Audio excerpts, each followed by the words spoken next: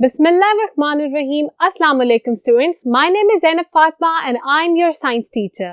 उम्मीद है आप सब खैरियत से होंगे। तो सर आकिब ने आपको चैप्टर नंबर 7 बहुत अच्छे तरीके से पढ़ाया। That was about sound and hearing. हम आज के लेक्चर में करेंगे उसकी टेक्स्ट बुक एक्सरसाइज को सॉल्व। तो आइए शुरू करते हैं। सो स्टूडेंट्स, आज के लेक्चर में हम करेंगे क्वेश्चन नंबर 4 और क्वेश्चन नंबर 5 को सॉल्व। आइए देखते हैं कि क्वेश्चन नंबर 4 में हमसे क्या पूछा गया है। क्वेश्चन नंबर 4 का फर्स्ट पार्ट है explain how sound is produced through a drum. एक ड्रम से आवाज किस तरह से प्रोड्यूस होती है हमने ये बताना है। तो इससे पहले लेक्चर में भी मैंने ये फिनोमेना डिस्कस किया था। अगर आपने वो लेक्चर नहीं सुना तो जरूर सुनिएगा। मैं आपको एक और दफा बता दूं कि ड्रम से आवाज किस तरह से प्रोड्यूस होती है। साउंड प्रोड्यूस करने के लिए इट इज इम्पोर्टेंट कि वाइब्रेशन हो। तो जब हम ड्रम को बीट करते हैं, मतलब उसकी स्किन को हम हिट करते हैं, तो उसकी जो स्किन है वो अप एंड डाउन वाइब्रेट करती है, ऑसिलेट करती है। अब जब ये अप एंड डाउन वाइब्रेट करेगी तो साउंड प्रोड्यूस होगी। ये जो साउंड है ये किस तरह से प्रोड्यूस होती है और स्टेप्स का सीक्वेंस क्या होगा, एक दफा हम रीड कर लेते हैं। When the drummer hits the drum skin vibrates rapidly up and down. जब भी ड्रमर ड्रम की स्किन को हिट करता है तो वो जो स्किन है वो वाइब्रेट करती है रैपिडली, मतलब बहुत तेजी से वाइब्रेट करती है अप एंड डाउन, ऊपर और नीचे की डायरेक्शन में।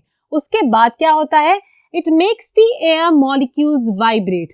अब स्किन के बिल्कुल जो पास एयर मॉलिक्यूल्स मौजूद हैं वो इस वाइब्रेशन की वजह से हिल जाएंगे अपनी जगह से, वो भी वाइब्रेट हो जाएंगे। जब वो एयर मॉलिक्यूल्स वाइब्रेट होंगे then they will affect the molecules next to them.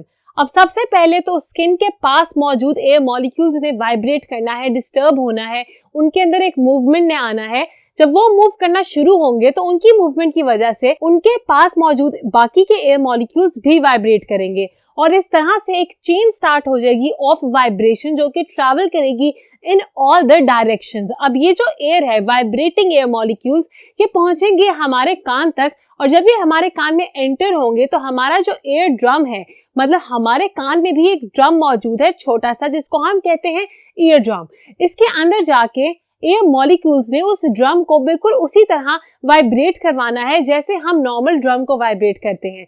तो इसीलिए जब वो हमारे कान में जाके उस एयर ड्रम को वाइब्रेट करेंगे तो हमारी नर्व्स तक मैसेज पहुंचेगा और हमें आवाज सुनाई देगी। यही लिखा है मैंने last point, that it vibrates our ear drums. अगर आपको ये क्वेश्चन आए एग्जाम में तो आपने बिल्कुल इसी तरह एक फ्लो चार्ट बनाना है और सीक्वेंस के साथ तमाम स्टेप्स लिख देने हैं। मुझे उम्मीद है कि अभी भी आपने अपनी नोटबुक्स पे ये आंसर नोट डाउन कर लिया होगा। Now we can move towards the part 2 of question number 4. So the second part of question number 4 says, describe 2 ways in which sound of the drum can be changed. हमने कोई 2 ऐसे तरीके बताने हैं जिससे हम ड्रम की आवाज को चेंज कर सकें। मैंने यहाँ 2 तरीके लिख दिए हैं। A is by tightening the skin and B is by hitting the drum harder. अगर हमने ड्रम की आवाज को चेंज करना है तो उसके 2 तरीके हैं। पहला तरीका तो ये है कि हम जो ड्रम को मार रहे हैं हम उसको ज्यादा जोर से मारें या फिर बहुत आहिस्ता मारेंगे तो आवाज में चेंज आएगा। The sound will be different. अगर हम उसको एक ज्यादा इंटेंसिटी के साथ हिट करेंगे तो आवाज किसी और तरह की आएगी। अगर हम उसको लो इंटेंसिटी के साथ, मतलब बहुत कम ताकत के साथ हिट करेंगे तो आवाज डिफरेंट आएगी। Second is by tightening the skin. Skin को टाइट करने का क्या मतलब है, जब आप देखें किसी भी ड्रम का स्ट्रक्चर तो आप देखेंगे कि उसके ऊपर स्किन मौजूद है और वो जो स्किन है या पतला सा कपड़ा है वो अटैच होता है स्क्रूज के साथ। ये जो स्क्रू हैं ये होते हैं द टाइटनिंग स्क्रूज, या फिर हम इसको कह सकते हैं the screws that can change the tension in that skin. अब हम उन स्क्रू को अगर टाइट कर दें तो हमारी जो स्किन, जो कपड़ा है उस ड्रम के ऊपर, वो भी टाइट हो जाएगा। जब वो टाइट हो जाएगा और हम तब उसको हिट करेंगे तो उसकी आवाज भी डिफरेंट हो सकती है। इसका मतलब 2 तरीके हमने यहाँ लिख दिए जिनकी मदद से हम ड्रम की आवाज को चेंज कर सकते हैं। आप मेरे साथ साथ तमाम आंसर्स को नोट डाउन करते जाइएगा। We are now moving towards part 3. So part 3 is how will the sound from a small drum be different from that of a large drum. अब एक छोटा ड्रम है और एक बड़ा ड्रम है। जब हम छोटे ड्रम को बजाते हैं उसकी आवाज डिफरेंट आती है as compare to the larger drum. अब इसकी क्या वजह है? पहले हम आंसर को रीड आउट करेंगे। The skin of a small drum will vibrate more quickly, hence will have more frequency and higher pitch. The skin of a small drum will vibrate more quickly. It will vibrate more quickly का क्या मतलब है कि जब भी आप किसी भी ड्रम की स्किन को हिट करते हैं तो छोटा अगर वो ड्रम होगा तो उसकी जो ऊपर की स्किन है वो बहुत जल्दी से वाइब्रेट करेगी, उसकी फ्रीक्वेंसी वाइब्रेट करने की ज्यादा होगी। अब फ्रीक्वेंसी को मैं आपके लिए एक दफा डिफाइन कर दूं कि एक सेकंड में कितनी दफा वो ड्रम की स्किन ऊपर नीचे होगी, ये होगी उसकी फ्रीक्वेंसी। अब फ्रीक्वेंसी स्मॉल ड्रम की ज्यादा है as compare to a large drum. अब अगर फ्रीक्वेंसी ज्यादा हो तो इससे पिछले लेक्चर में मैंने आपको बताया था कि फ्रीक्वेंसी के साथ पिच भी ज्यादा होती है। तो अगर हम बात करें कि साउंड में किस तरह से डिफरेंस आएगा between a larger drum and a small drum, तो ये डिफरेंस होगा पिच का। और पिच का डिफरेंस ऐसे होगा कि छोटे ड्रम की जो पिच है आवाज की वो ज्यादा होगी as compare to the pitch of voice जो कि प्रोड्यूस हो रही है बड़े ड्रम से। तो मुझे उम्मीद है कि आपको ये कॉन्सेप्ट भी बहुत अच्छे तरीके से समझ आ गया होगा। अगर नहीं भी आया तो आप इसे पिछला लेक्चर भी जरूर सुनिएगा और इसको भी बार बार रिवाइंड करके सुनिएगा ताकि आपके कॉन्सेप्ट्स क्लियर हो जाएं। और इसके साथ साथ आपने तमाम आंसर्स भी नोट डाउन करते जाने हैं। Let's move towards the next board. So now we are starting with question number 5. Question number 5 में आपको एक वेव गिवन है। मैंने वेव को अभी किसी भी तरह से लेबल नहीं किया। इसके मुतालिक हमें जो क्वेश्चंस दिए गए हैं पहले हम उसको देख लेते हैं।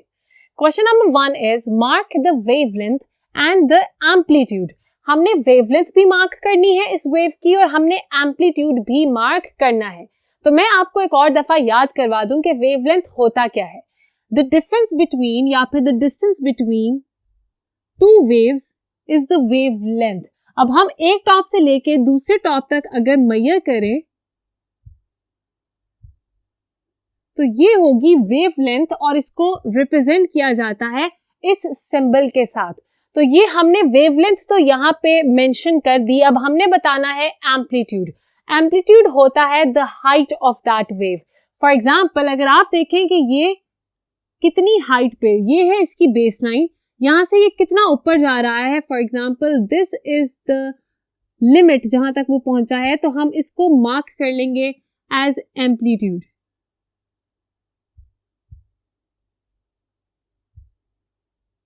आई am representing amplitude with AMP। तो आपको पता चल गया कि वेवलेंथ को किस तरह से लेबल करना है आपने, और ये भी पता चल गया कि एम्पलीट्यूड को किस तरह से आपने लेबल करना है।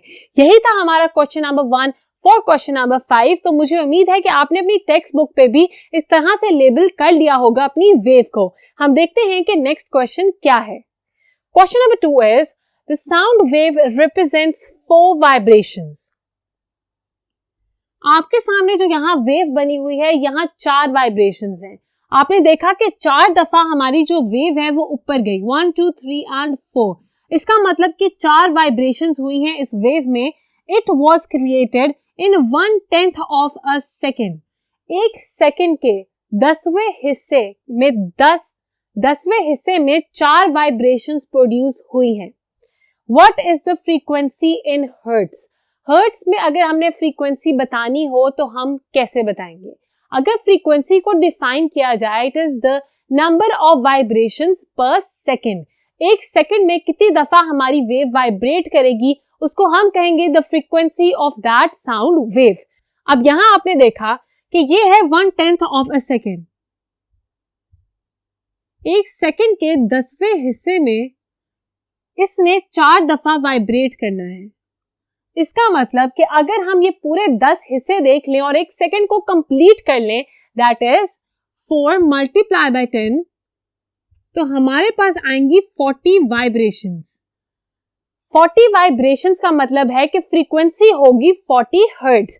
यही लिखेंगे आप इसके आंसर में, that the frequency of this wave will be 40 hertz. 1 hertz frequency का मतलब ये है कि एक सेकंड में कितनी दफा हमारी वेव ने वाइब्रेट करना है। यहां आपके सामने जो वेव गिवन है ये 1/10 सेकंड में 4 दफा वाइब्रेट कर रही है, जैसा कि मैंने यहाँ लिखा। 1/10 सेकंड में इसने 4 दफा वाइब्रेट करना है। इसका मतलब कि हम सेकंड के 10 हिस्से इसमें काउंट कर लें तो 40 टाइम्स ये वाइब्रेट करेगी। यही लिखना है आपने इसके आंसर में, which was the answer to the second part of question number 5। इसके साथ ही हमने आज के लेक्चर में सॉल्व कर लिया क्वेश्चन नंबर 4 और क्वेश्चन नंबर 5 को। मिलते हैं नेक्स्ट लेक्चर में to solve the rest of your textbook exercise of chapter 7। तब तक के लिए अपना बहुत ख्याल रखिएगा। खुदा हाफिज।